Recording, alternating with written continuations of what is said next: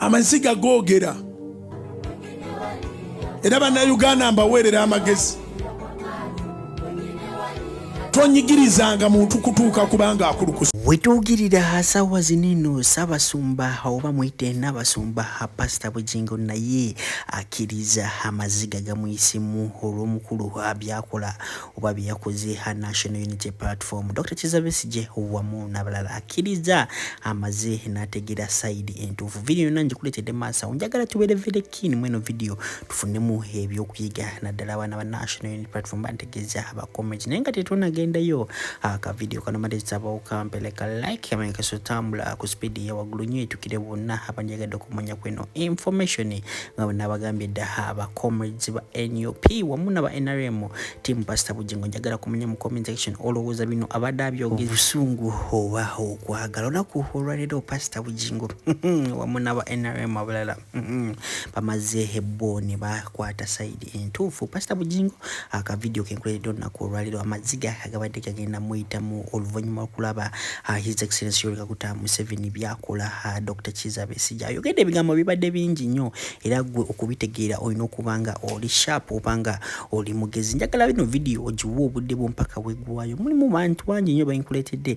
Waliwo wuno eyabadde agezaako kubanga alumba Fred Nyanzi oluvannyuma lwa Fred Nyanzi okuvaayo n'abalaga ebiwundu nga gamba nti ebiwundu ebyo byonna biri planted. Imagine omuntu ng'ono naye awagira NRM. Tolaba abasiga ekifaananyi kibi eri side. Sokola bino video ya Pastor Bujjingo tumaitwe. Amaziga googera. Era bannayuganda mbaweerera amagezi. Tonyigirizanga muntu kutuuka kubanga akulukusa amaziga.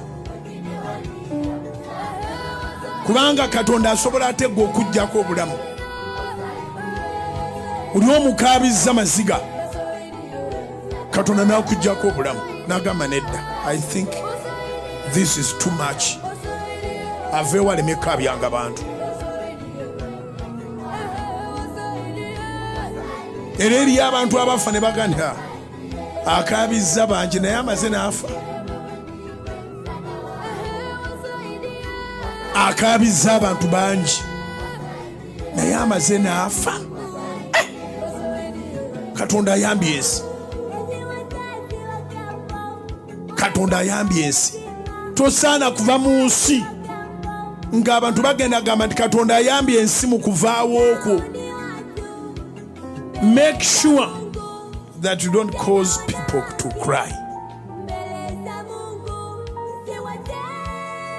Amaziga googera simanyi nangeri gye nakutte ekkubo eryo naye amaziga googera. Njagala okwebaza Nyanzi njagala ffenna tukwatire wamu tumuwe ebimuli bye. Nyanzi y'omu ku ba politicians abasookedde ddala. Is Nyanzi a politician? Really? Toka Nyanzi n'okubisa kuliya kushoto like that?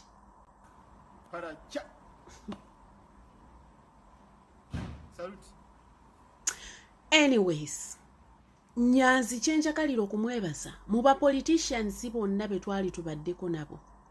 Nyanzi yasookedde ddala okubeera n'omwana ali ku frontline ate nga si mwana nti oba mulenzi, mwana muwala. Omwana yavuddeyo n'abagamba nti ye agenda tebikyali bya social media kuwoggana, agenda ku ground ayagala taata we. Ate omwana ono kye namwagaddeko alina oluba lulungi nti bw'ayogera nti release my father. I can't even do that. Like, I can't shout sana kwasa manyo kutuuka. I think mpuli obulago nga bunnuma. Ono omwana yayogedde ne ngamba na waawo Nyanzi, you deserve some flowers yo. Ha? Magembe Elizabeth Nyanzi ndi mwala wa chairman Nyanzi. Nzize leero mawulire okulagira gavumenti kubanga sina tena lukisa eddembe lyaffe tetulina disaba gavumenti lyatuweebwa nga twakazaalibwa. Kati tetugenda kwegayirira gavumenti oba gisaba oba gijjukiza tugiragira okuta abantu baffe bonna be bakutte mu nsobi abo bonna political prisoners be batutte. Nze kennyini nze tata wange ya abductingibwa ku Monday. Njagala tatange mumulete kati we mwamujje if you don't wemutachikola ekyo ffe tugenda banonya yonna gye muli mulowooza nti abannayuganda bulijjo twogera mu byakusaaga mugenda tandika olaba action mugenda tandika olaba nti abavubuka tuli actually b'amaanyi ate tutiisa kubanga tukimanyi mututya tuli wano naye mutadde drone nga 8 n'amagye wabweruwa weno gate muti abantu abatasukana mu miliyoni. Okay, ndowooza message etuuse gye yabadde egenda. Omanyi platform yange eno yakongerayo ddoboozi. Era bw'olina video gy'osanze ng'olina gy'oyagala egende. Gireete tugisindikeyo, nsindikira wano ku platform yange ngikusindikire gy'oyagala ogenda. Message President Museveni agifunye. Walese omulwanyi Namige ye muwalaawo. Kakati kyembadde nsaba. Next time nammwe mwenna abatandikawo simanyi protests ezo, simanyi strikes ezo n'ebirala. Mutuleetera abaana bammwe. Nkiwa nti ono omwana wa Nyanzi ebintu bino yandiyagadde okubibeeramu ng'ali ku front line. I can't take at you guys. I'm so proud of you, Mama. You've done amazingly well. I mean, you're really good. Keep going. The question is, by elite be Uganda kanale mugume twabala wali kutita nga muwagana amalobozi Bobi Wine nga musimba amanyo Bobi Wine wayo oyogera ku Besigye basibye wana muganda wo muliwa basibye akirewo leero muliwa General Gaddafi bamukutte njagala kuulira mwemwena ababeera ku Twitter nga mwasamya amanyo nga musimba amanyo mwefudde beeriti mutudde musowodde. Now time has come mubadde mwesiba Bobi Wine yogera ku Besigye nga mumutukaka naffe ne tugamba munnange anataka on one is anataka on all of us. Okay, we need unity katwegatte kati mbalinze okubawulira nga musimba amanyo ninze NBS NTV olwalero okubawulira nga muvaayo mwogera rubbish. We are waiting for you. BBS telefone nja kusatade kuliko zimbe nsiyo mbalinzo okuwulira nga mukondeminga Museveni okugenda ne bamenya ekitebe kya no. We are waiting to hear from you. NBS NTV abakala kata tubalinze leero okuwulira n'abamawulire galeere kawungezi.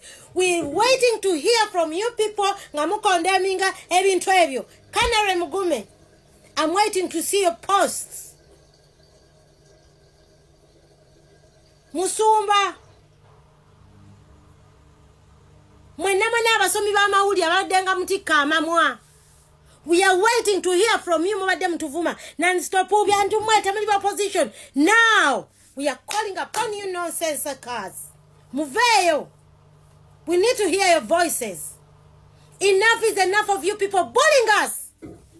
Playing victim all the time. We are the oppressed.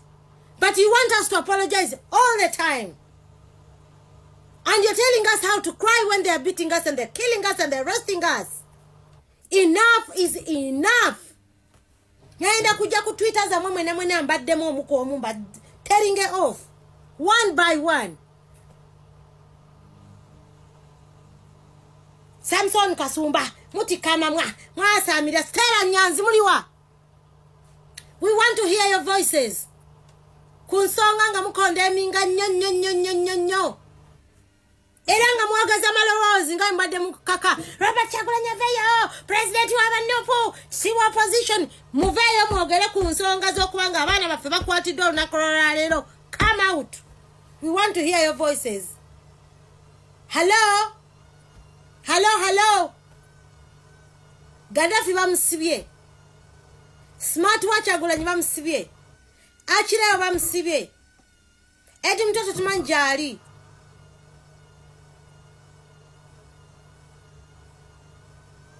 Mutubulinze ne mutusirisa ne mubeeranga bikaseera mutuwegayiriza abantu mwe. We are tired.